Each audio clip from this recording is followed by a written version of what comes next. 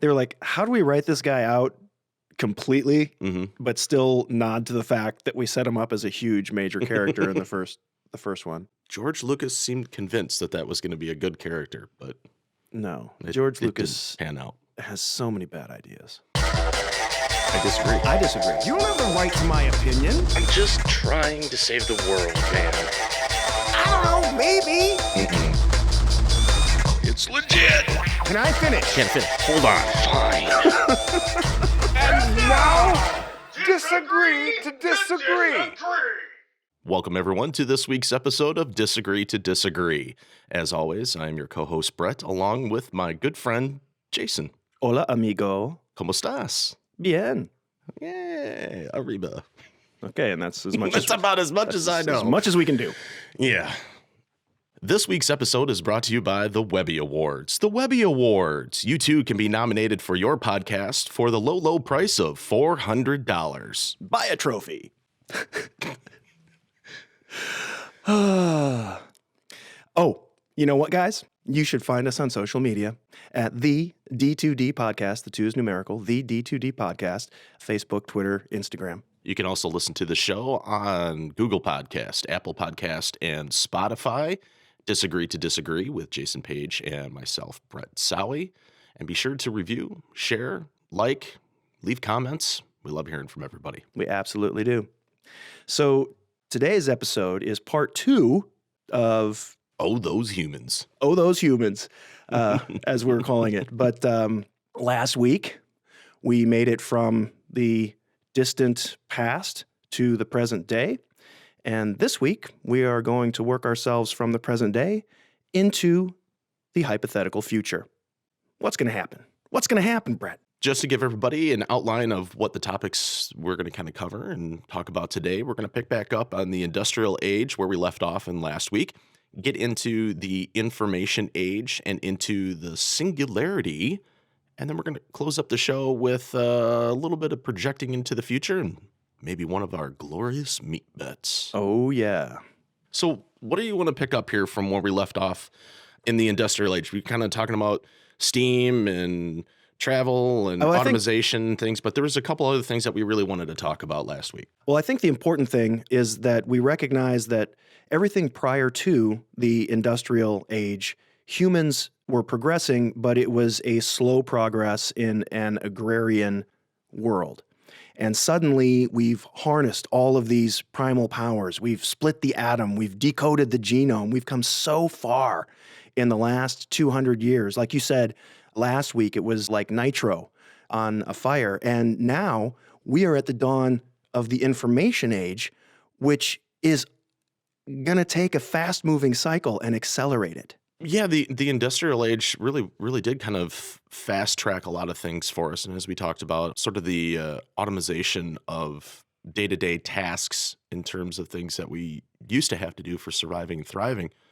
But wouldn't you say, Jason, and I'd like to get your thoughts on this, the industrial age was so much more than just automation and engines and power sources and things like that. Medicine and science really took a huge leap as well. Well, everything took a huge leap forward in the space of just a few human lifespans. How different life is now than it was just a little while ago. We have come so far, so fast, and our species now is kind of at the point of having removed itself by and large from natural selection. We are the masters of ourselves and the entire planet. And now moving into the information age, we're seeing all of these paradigm shifts where the brick and mortar stuff is going away. Consumer habits are changing. Social habits are changing. The way that people make friends and socialize is different now. There's just so much change. People are a commodity now. People's info is a commodity now. I think back to our Stone Age ancestors, and they evolved over hundreds of thousands of years to spend all day long hunting and gathering with their family and friends at a leisurely pace. And we wonder why so much of modern humanity has this sort of uneasy feeling that they can't quite identify. I think it's just because this modern age is putting our biology in a framework that it didn't evolve for. And we're not told that. We grow up in our time and our place, and we think that this is normal. But from a biological standpoint, it's not normal. And I wonder sometimes if that isn't the reason why there's so much discontent that people can't quite put their finger on. I mean, when are you happier than sitting around a campfire or sitting next to a river and hearing it go by? Yeah, it's interesting in how the term nature bathing has almost become kind of a popularized term in this era that we're now in. I mean, for all the benefits that we have now in this information age, there is a sort of, and you touched on this, social interaction, that socialization that we humans are so accustomed to in pretty much 9/10 of our existence has been pretty reliant on that interaction between each other. And now it's almost like people are getting a little bit more and more isolated.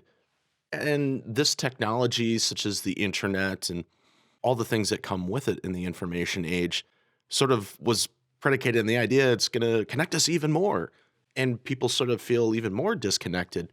And so now people are disengaging or going offline to just get back into nature. And it's this interesting rubber band effect where we're back in, we're back out, we're back in, we're back out. And I actually, if you don't mind, am going to read a short selection from Yuval Noah Harari's Homo Deus, which is Please. the follow-up to Sapiens, which I read a bit from last episode. Awesome. That kind of illustrates where we're at and what we're describing. So this is from Yuval Noah Harari's Homo Deus. Centuries ago, human knowledge increased slowly, so politics and economics changed at a leisurely pace too. Today, our knowledge is increasing at breakneck speed, and theoretically, we should understand our world better and better. But the very opposite is happening. Our newfound knowledge leads to faster economic, social, and political changes. In an attempt to understand what is happening, we accelerate the accumulation of knowledge, which leads only to faster and greater upheavals. Consequently, we are less and less able to make sense of the present or forecast the future. What do you think about that, Brad? Well, it's a very interesting observation, and I think there's a lot of points in there that make the topic of this acceleration towards, I don't know if it makes any sense, but complete awareness or all-knowingness that God? I mean, would that be another word for God?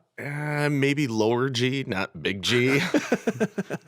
but yeah, this increasing acquirement of knowledge because of accessibility, it's really hard to say that it's not going to somehow impact our development. I think it would be ignorant to say otherwise. It is interesting in how some people kind of, when the internet first kind of came out, it was sort of like a library with all the books scattered on the floor. And search engines sort of changed all that for us, where it became a much more organized way of seeking out all this knowledge that was all over the place from different servers that are connected through wires and fiber optics that are at the bottom of the ocean going from one continent to another. So I think it's an exciting time, but like with all things in history, when new technology comes along, there's an adjustment period that happens. This accessibility of knowledge will impact us in our development. To what extent and how fast, that's sort of where the discussion and a lot of hypothesis and future forecasting sort of comes in how quickly a term called the quickening, I've heard that term thrown around much like zeitgeist, will occur. I don't know what the answer is to that. We're just at the very beginning of the information Yeah. age, the very beginning. Well, it's sort of like climbing up to the top of the hill. You're not quite there to the zenith yet, and you're just about to the precipice, and you're not sure what lies on the other side. And I feel like we're kind of getting there, but we're not totally sure of what the impact of all this accessibility of knowledge is going to be. Well, I think let's futurecast a little bit then, because in the near term, I imagine people like Elon Musk might live to be 150 years old because he can afford the genetic therapies and all of these things that are going to come online. And so now there's not going to just be a wealth gap, a social stratification. There will be a lifespan gap as rich people start to outlive poor people. Is that something that you would agree is likely? Sort of like that movie Elysium. I guess. Okay. I know Ray Kurzweil has spoken of the accessibility of this kind of thing. He sort of akined it to cell phones, where you had Gecko in the movie Wall Street walking down the beach with his big old shoulder-mounted cell phone, and and as a kid, you're like, "Whoa, that's really cool." But now, to back up, where that was sort of only accessible by rich people, but then now where we are today, everybody can have a cell phone, and it's infinitely more powerful than computers back in the 70s and 80s. So it's possible that for a period of time, people who have large amounts of wealth can acquire these things. But as with most things in history, the affordability starts to become more prevalent as time moves on because of how the accessibility increases when we sort of consolidate and make it smaller and make it more compact, more mobile, a mobile phone. And that means then it becomes available to a wider population. So I think to maybe future cast, initially, I would agree. I think the wealthy would be able to have some of these things that you mentioned with Elon Musk, for example.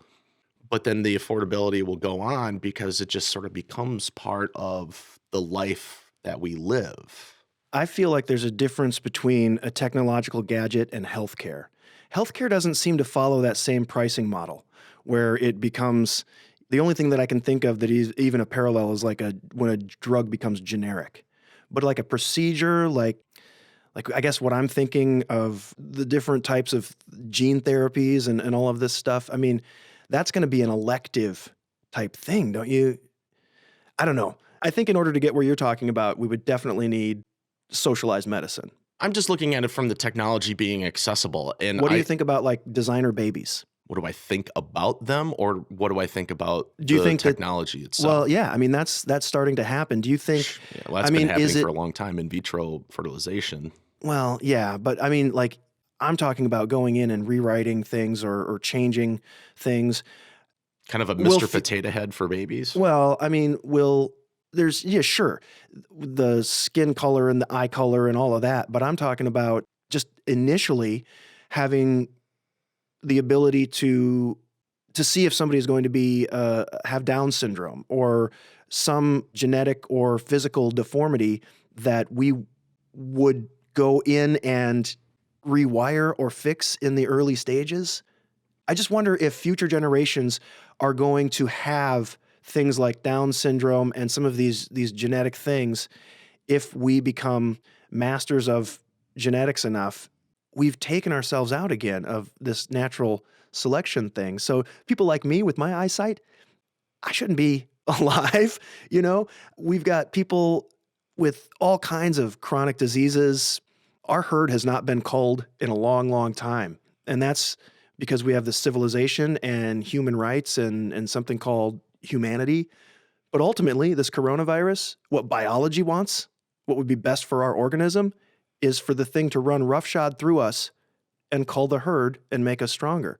But civilization says that is inhumane. And so going forward, are we going to think that it is inhumane to allow a child to be born with something that we know we can fix? In air quotes, fixed. Yeah. Well, I guess normalize. I mean, then it's it's a thorny ethical thing to think about. But I just wonder if that's where the cultural consensus will go. Usually with a lot of those types of things, in my opinion, looking back on history, is humans have to be sort of incentivized a little bit in order to buy into the new technology of the day. And you go back and you think of riding horses to the Model T. Well, back then, people could ride drunk on their horse back home. And so they had to change their lifestyle where they can't be drinking and driving anymore. Because Are you from Wisconsin? No, I'm from America. But because the horse just kind of knew where to go back home. And now they have this car and they can't go anywhere because the car doesn't know where to go. I think a lot of this stuff, in terms of what you were saying about genetic manipulation or designer babies, the technology is there, almost there, and I definitely think it will be there. How much people will buy into it, I think that just comes back to humans being incentivized in order to buy into a new idea and a new technology. And I think that's where it's going to come in. Or if for some reason it's forced upon society and there's a reason we have to do it for the salvation of our species. Again, another way of incentivizing humans. There's many different ways to incentivize humans in order to do something like that. When you ask me what do I think about it, I'm not exactly for or against it. I just look at it with a real side eye and a little leery because, I mean, we have no idea how far down Alice is going to go down that rabbit hole. And I think that's the only thing about it that scares me a little bit is when we start designing things when, again, 9/10 of our human existence has been, I guess, natural selection, for lack of a better term, And has now been we're sort of the way. Yeah, and now we're sorry. becoming our own intelligent designers. Yeah, and I just think humans, one thing that humans are not good at is foresight, and I am a believer in that. We're just not that great at it, and so who knows what the ramifications are of doing something like that? I mean, if you genetically manipulate an embryo in order to have the resultant baby be what you want from your top of your checklist to the bottom of your checklist, well, then what's the reproduction like for that child if it produces naturally down the line? Or is it just a keep on continuation of this genetic manipulation and baby making, where then you almost have everybody's going to look the same? They're all going to look like gray aliens at that point, and there's going to be no uniqueness. There won't be this uniqueness between ourselves because then it's sort of like being the popular kid at school. They want this to look like that. And next thing you know, there's this common ideal of what the human's going to be like. And so that's kind of a fumbling way of me saying We're all going to be Kardashians. You're right. Yeah, that we just don't know where it's going to go. That is true. If there is one thing that defines humans is we will open Pandora's box all day long. Yeah. Yeah, but can you genetically manipulate that out of us? I don't know. Probably not. One other thing that I see in the not too distant future is virtual reality becoming something that for the first time really feels like you're there and you're experiencing it. And once we have that type of virtual reality, I think people are going to opt into the Matrix. I think that so many people live such unfulfilling lives, and you think of all the gamers and everybody trying to be someone else, an avatar of themselves online. I think that once humans can live inside a virtual world, which they basically curate for themselves, they'll spend 90% of their free time there. I believe that is highly probable because we've had conversations with people in our own real world lives off air where you were even telling me about this. People kind of live in their own particular thought bubble. It's only natural to presume that people are going to do the same thing for their environment. I mean, Steven Spielberg made a movie based on a book that kind of, looks at all of this while we're banging out to 80s rock music. So, yeah, I think VR is going to be a little bit further down the line. I think AR, augmented reality, will be sort of the stepping stone to that. And for me, to try to create a simulation of our existence where smell, touch, taste, feel, hearing, all the different senses that we have, and try to make that into a VR technology, I think it's definitely probable. I mean, you can go back to the 1930s and 40s and look in advertisements for, smell-o-vision and an actual, real VR.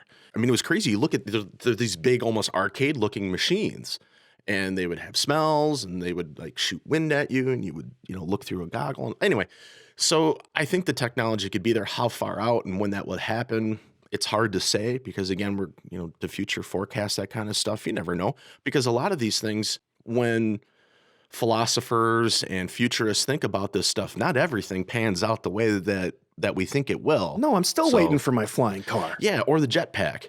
Well, jetpack guy, they finally got a picture of him. Did you see that? Did they find out the jet? Oh, is it a jetpack guy? Or I think it's a guy. Well, it's hard to tell, but it looks like, I don't know. Let's just call it the jetpack person. Okay. But a pilot got shaky footage of Good. the person on the jetpack, and it's Crazy. That person is going to be a fly on the windshield of some 747 one of these days, and I'm not going to feel sorry for them when they're flying around LA International Airport. So, but yeah, I think these new technologies just kind of lead people down a little bit of a particular path because sometimes humans just throw caution to the wind and let's just see what, hold on to my beer and watch this. So what do you think over the coming, let's say, century, where do you think the world is headed geopolitically or with climate issues? Geopolitically, in my opinion, there's going to be a push for everyone to get in line and come together from a political aspect in order for the betterment and stability of the species. I think that will be propagated and promoted. And there will be resistance to that. I'm not going to go down the conspiratorial rabbit hole of one world order, but essentially think of it as a federation type thing from the Star Trek series that Gene Roddenberry developed. Well, that seems like a pretty benevolent society they live in. Well, I mean, again, history hasn't always borne that out when people have wanted to have all cultures and societies under one rule. That has typically never gone very well in the long run. How that will play out in the future geopolitically, I don't really know. What was the other thing that you asked about? Well, I'm wondering, Climate, you mentioned. Yeah, climate. For my side of the aisle, I mean, we already view that as a pressing issue. And I think as the decades progress, we're going to find more and more that we've got things on fire, we've got crazy superstorms, and as ice melts, more ice will melt. We'll desalinate the oceans. They'll rise. People will be displaced, not necessarily in America, but Indonesia, some of these low-lying countries where millions of people live in places that will be underwater in probably 100 years' time. And that's going to cause migration issues, food issues. I just wonder if the current global infrastructure is something that is going to be able to handle that. The New World Order, the post-World War II alignment of things. You just never know. I mean, the 20th century was the American century, but the America I see today looks a lot like the decline and fall of a lot of empires. It takes place over sometimes hundreds of years. But if we are descendant, that means someone else is ascendant, most likely China in today's political world, but who knows? Maybe India, maybe somebody else. That we're not even considering. Yeah. I guess, no matter how the geopolitics plays out, I think that the climate thing is kind of a runaway train at this point. I don't see us putting that back in the box. I don't want to get into a debate about climate change or whether it's real or not, global warming or global cooling or anything like that. I respect people's position on that.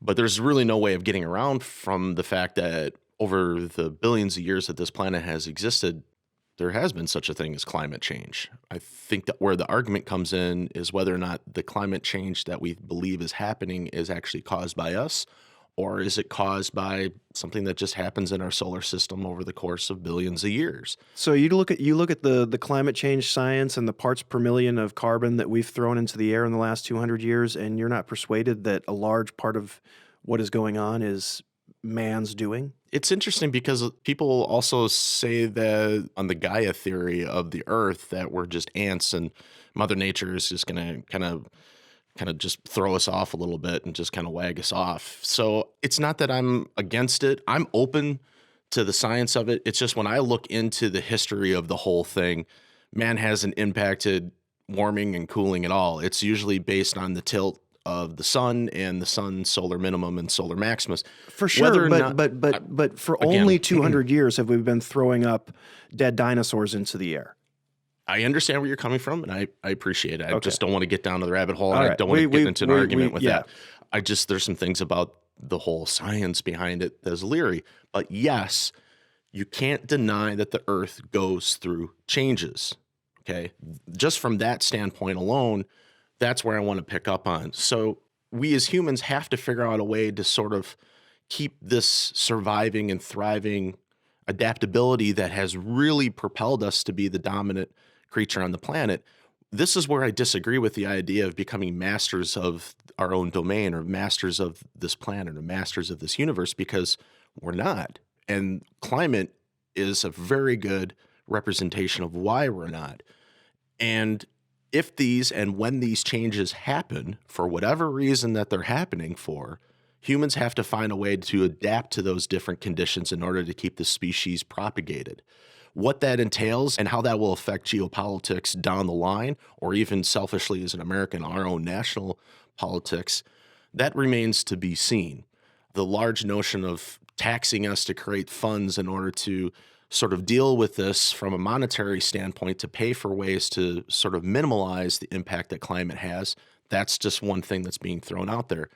But yes, based on the Earth's history, the Earth is going to change. And if humans want to remain on Earth, they got to find a way to adapt to that. Well, yeah. And so that leads to like where the rubber meets the road on that is, do we continuously spend money to try and shore up the coastline of Miami, or do we abandon Miami? Yeah.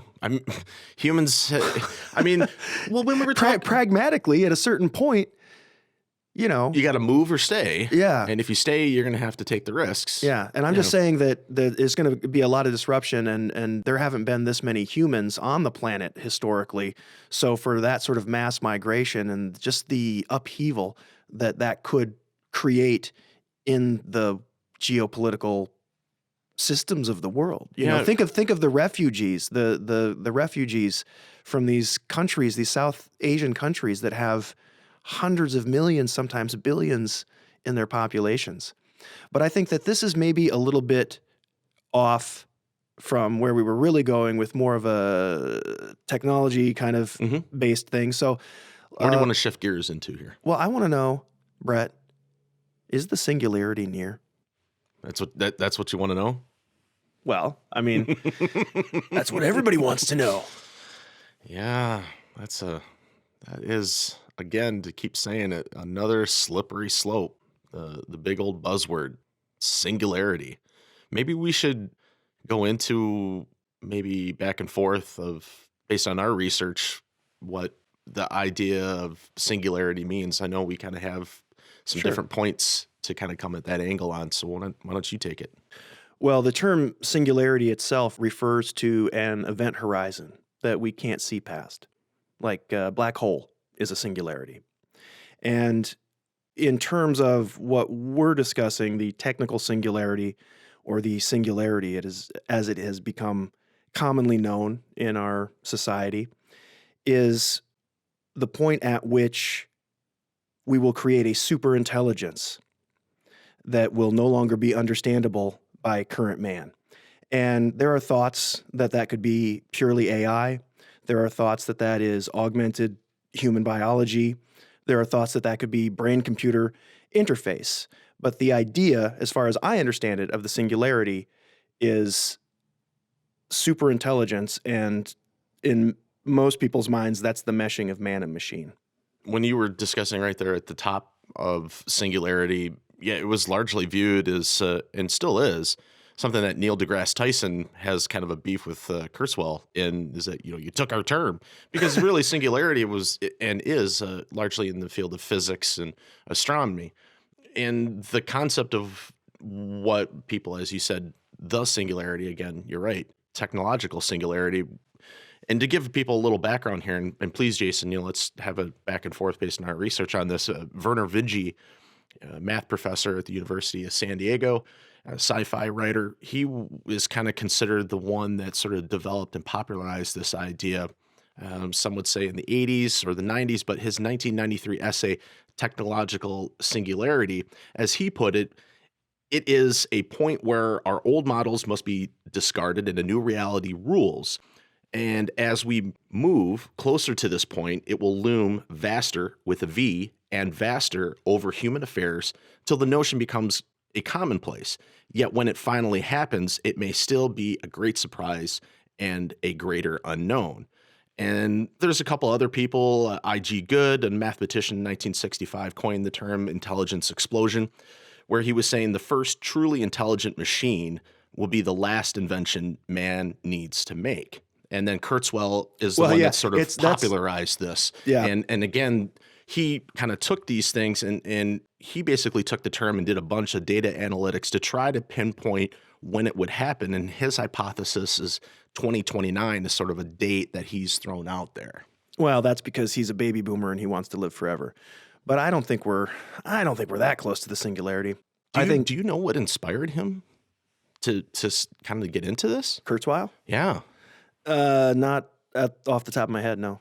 So basically, Kurzweil, one of the driving factors for this, of whether or not it still stands in terms of the singularity, he was inspired to technically resurrect his dead father's consciousness and be able to talk to his, or rather his father's avatar through computer hardware software.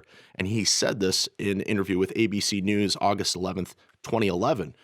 And now where we come to today, he's sort of the one that is sort of hand in hand goes with the term of singularity, because he sort of popularized it through a number of his books and working with Google. And, the singularity, but that's what inspired him. The singularity is near is the one that everybody really knows from Ray Kurzweil. But getting back to the notion that the superintelligence would be the last thing we would ever need to invent, that's assuming that it's a benevolent superintelligence. We could also unleash Skynet. Yes. That's the other side of Rise of the machines. that coin, where the machine decides you're the problem. So it's the singularity. People often talk about it in rosy terms, but it often gets painted in our fiction in sort of dystopian popular terms. culture. Yeah. But I think ultimately it leads to people wanting to transcend death and download themselves or upload themselves. And I wonder how feasible that is. When you read about the singularity and you hear all these learned people's opinions on it, it really is like a 50-50. They're like, it may happen. It's absolutely going to happen. It's going to happen within the next 40 years. It probably won't happen for 100 years. It seems like something that we probably think is going to happen sooner than it will, but also that's the track we're on. And if we don't get to the singularity, I fear that humans need almost to become that 2.0 version of themselves, because we've gone so far past where we started, and soon we won't be able to keep up with the pace of the life that we've created, and we will have to become something else. So part of me feels like the singularity could be our salvation, and part of me feels like it is going to be our demise. It's interesting you say that. That makes me think of, I believe you pronounce his name, is an author, Ken MacLeod. In his novel, The Cassini Division, he has a character that sort of describes it as the rapture for nerds. And he got that phrase from an essay in a 90s issue of Extropy, which is the journal of transhumanist thought. And that's where he kind of got it from and sort of inspired it. And it's interesting in how there's, for a bunch of people that are sort of atheists, they kind of have a real religious aspect and are really concerned with their immortality and, as you termed it, their salvation or the rapture of the nerds. And I don't know. I mean, for me, the technological singularity is sort of this quest to build machines that are smarter than we are and ultimately are going to bring out the superhumanity through really a wide ranging of fields. I mean, there's a lot of technologies that are sort of involved in this theory of the singularity. Yeah, a lot of things are pushing toward it. Yeah, where you have genetics, nanotech, uploading consciousness to machines, as you were saying, robotics, AI, advanced energy technology, Fem2 tech, I think it's how you pronounce it, where you're sort of building things from elementary particles, and really just not knowing where we're going to go with this. But I one thing that I'm going to definitely would agree with you is that either we as a species keep up with the technology sort of forces us. And I mentioned this analogy to you, or maybe this is where on the tree of human beings, where we kind of had these different protoforms of humans, as you were calling it in last week's episode, where now you're going to have, maybe this is the branch is starting to kind of grow off from each other. You're going to have one that's going to stick with the Homo sapiens sapiens model and just kind of keep going. And then you're going to have maybe another branch here that branches off and really sort of accepts this blending together of technology or computers or whatever, and create a new being. At that point, sapiens becomes the primitive. Yeah, and I mean, do you feel that that kind of makes us go the way of other proto-humans like the Denisovians and the Neanderthals, where they I get think breeded out or forced out? I think once humanity starts to make that switch, if that's a successful switch, it will be something that, yeah, regular sapiens will become vestigial and will, over the course of time, cease to exist. But then, you're talking about merging biology with electronics, with computers. And do you still biologically have the child? And at what point does the child get upgraded? I mean, my mind goes to a lot of different places on that because they can't come out of the womb that way, can they? Or can they? Yeah. Maybe we just rewrite the genetics so that the brain works better. Well, then do these designer babies end up having souls? Then there becomes Preload like Windows 95 on that brain. no MS-DOS. Well, I think the soul is up for debate.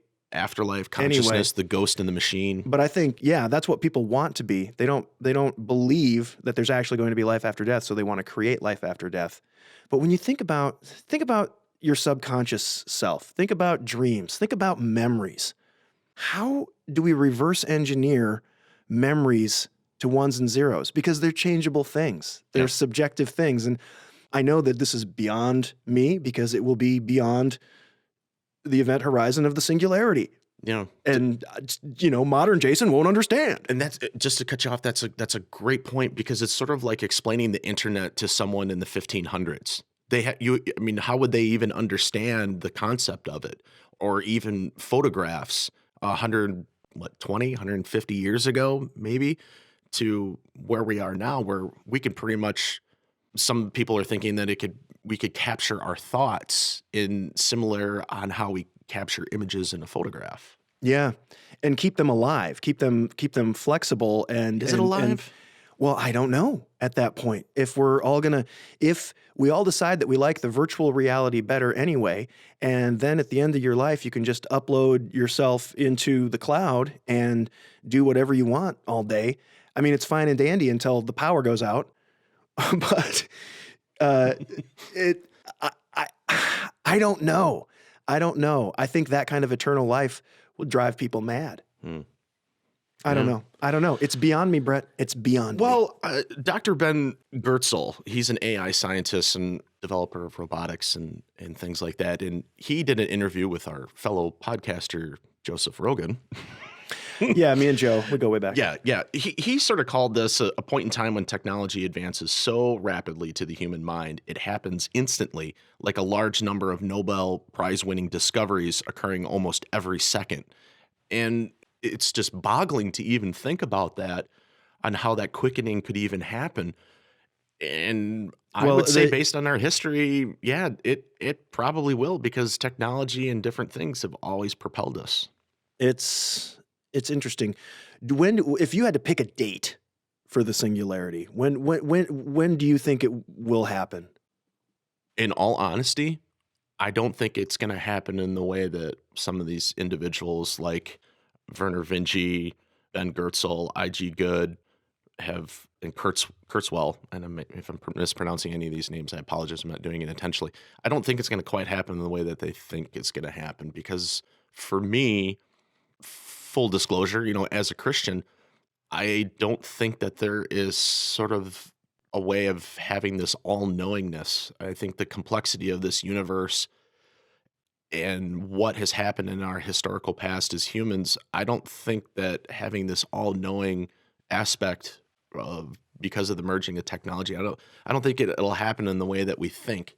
And to put a date on it, based on what they're saying, I don't think it's going to ever happen the way that they think. But if you were to put a gun to my head and say, pick a date, I would say maybe 100 years at the least, 500 years at the longest. Okay. Yeah, I certainly don't see it in our lifetimes or on the immediate horizon. And I agree with you. I'm not sure that it will happen the way that it has been posited.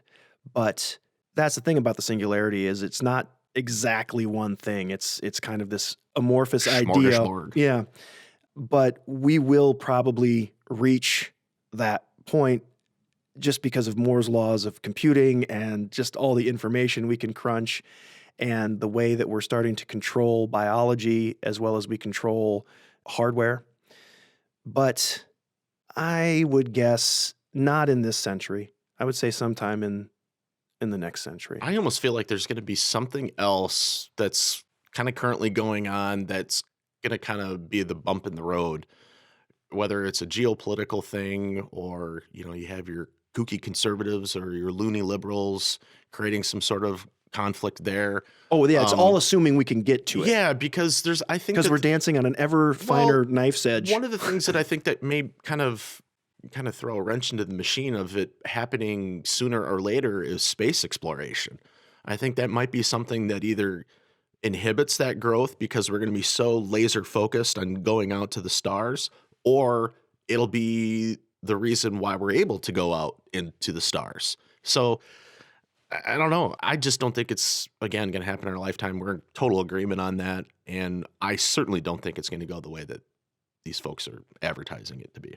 All right. Well, so since we're getting past our event horizon and the usefulness of our opinions, why don't we wrap this episode up with some meat bet worthy, far into the future casting? What is the ultimate fate of humanity? What becomes of Homo sapiens, do you think? I'm going to let you take it off first because I want to make sure that I know where we're going with this. I don't want to presume.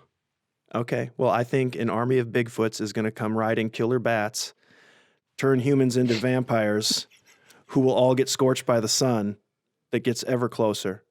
I love that.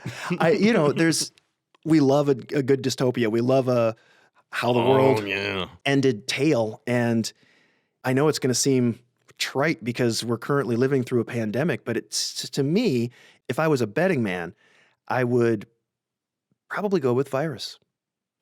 I think it is the highest probability of taking us out. Then also we could take ourselves out, or we could progress into a Star Trek-like one world order utopia. But I'm pessimistic at my core about humans. I think we're rushing headlong into oblivion. And if the singularity does not happen and we don't upgrade ourselves, I think we're going to end up using up all of our resources. There's going to be water wars and things like that. And it'll be a slow unraveling that ultimately we get wiped out by some superbug. I kind of wanted to go with the Sasquatch on flying bats thing. You kind of took my thunder there with that. And I'm a huge fan, as you know, of like apocalyptic tales and dystopian theories and things like that. For the meat bet, and that was a good one that you had with the virus, I think it's going to either be a combination of something that we do to ourselves, like you said, i.e. water wars, but in most likelihood, it's going to be something from outside of this planet. I think like an asteroid, a meteor, a comet, or the sun itself. I think those are the most likely things that are going to be our demise, something that is just beyond our control or ability to minimize the impact of something.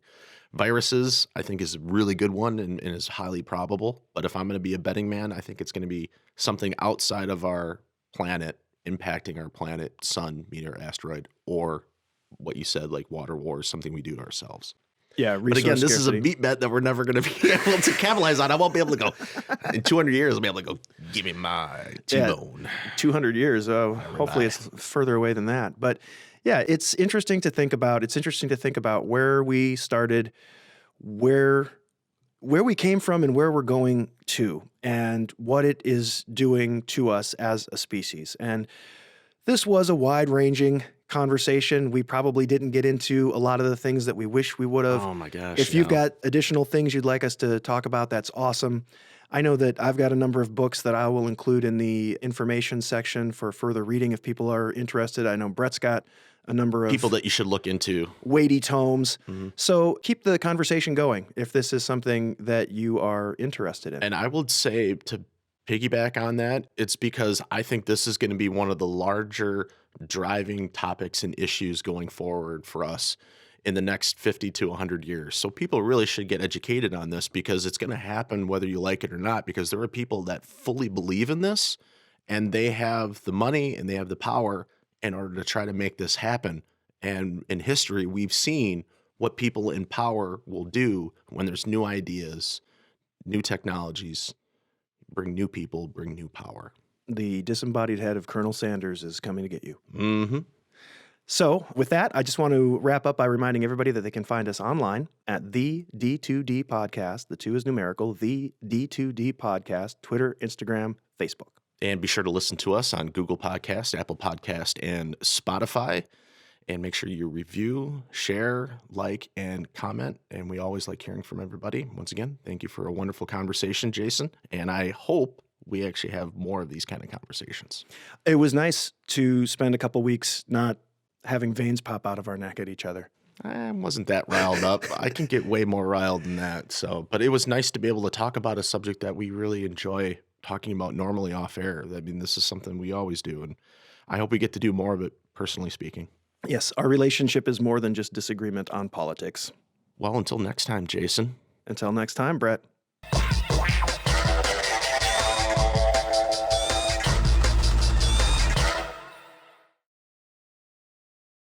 When you think about, Minority Report and how it has those target advertisements, and we're all like, that's crazy. And now, you look at something once and your phone's trying to sell it to you for the next year and a half. Yeah. Pop-up ads, man.